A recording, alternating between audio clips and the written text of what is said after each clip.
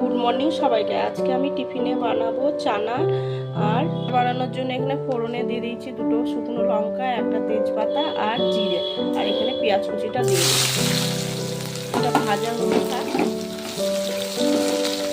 এই যে রাধাবল্লভীর কুপটা আমি নিয়ে এসেছিলাম দোকান থেকে, ওটা মিক্স করে নিয়েছি। এই যে এখানে সব কিছু দেওয়া আছে কেমন করে কি বানাতে হবে ওইটা, তাই আমি দেখে এটা পুরোটা কমপ্লিট করে নিয়েছি। এই যে আর এখানে আমি 400 গ্রাম আটা মেখে নিয়েছি, আটার ভিতরে পুর দিয়ে ভেজে নেবো।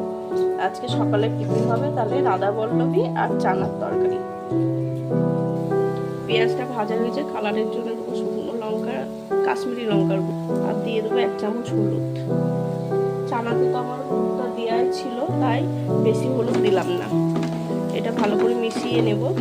এবার পেস্ট করা মশলাটা, আদা, রসুন, পেঁয়াজ, টমেটো, কাঁচা লঙ্কা পেস্টটা দিয়ে দেবো। এটাকেও আবার মিশিয়ে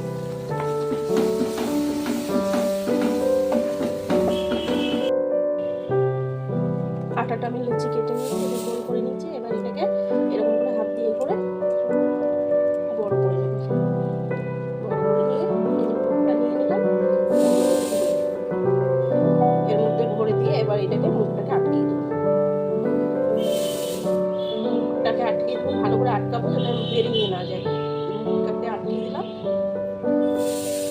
এবার গোল করে দেবো।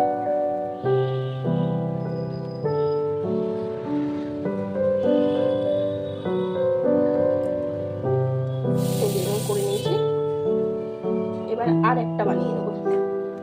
আর একটাও নিয়ে নিয়েছি, এটাকে ওরকম একটা বাটি মতো করে নেবো। করার পর এটাকে দিয়ে দিলাম, এটাকে দিয়ে আবার মুখটাকে বন্ধ করে দেবো। তাহলে আমার রাধাবল্লভী রেডি। শুধু এবার বেলে ভেজে নিতে হবে।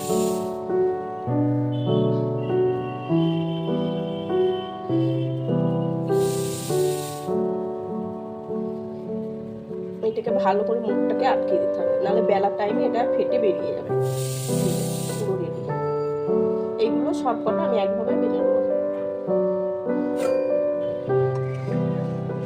এখানে আমার সব কটাই বানানো হয়ে গেছে। এবার বেলে শুধু ইয়ে করে নেবো, ভেজে নেবো, তাহলেই হয়ে যাবে।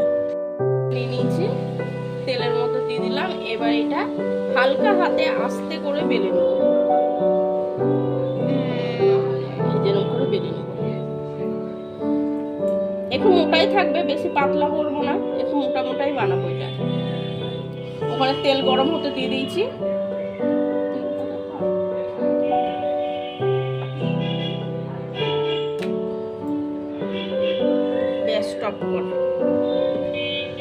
এবার তেলে ছেড়ে দেবো। তেলটা গরম হয়ে গেছে, তেলে ছেড়ে দেবো। এবার ভালো করে এটা ভালো করে ভেজে দেবো। এই যে কি সুন্দর ফুলেছে। এবার এইটাকে হালকা করে উল্টে দেবো। বেশি জোরে উল্টাতে গেলে কিন্তু গায়ে তেল পড়বে, ওই জন্য হালকা করে উল্টে দেবো। এই কি সুন্দর কালার হয়ে ফুলে গেছে। এই যে হয়ে গেছে আমার ভাজা। এবার মাম স্কুলে যাবে, মামকে দিয়ে দিলাম। ও তো আবার এই গরম গরম চানা এখন মামকে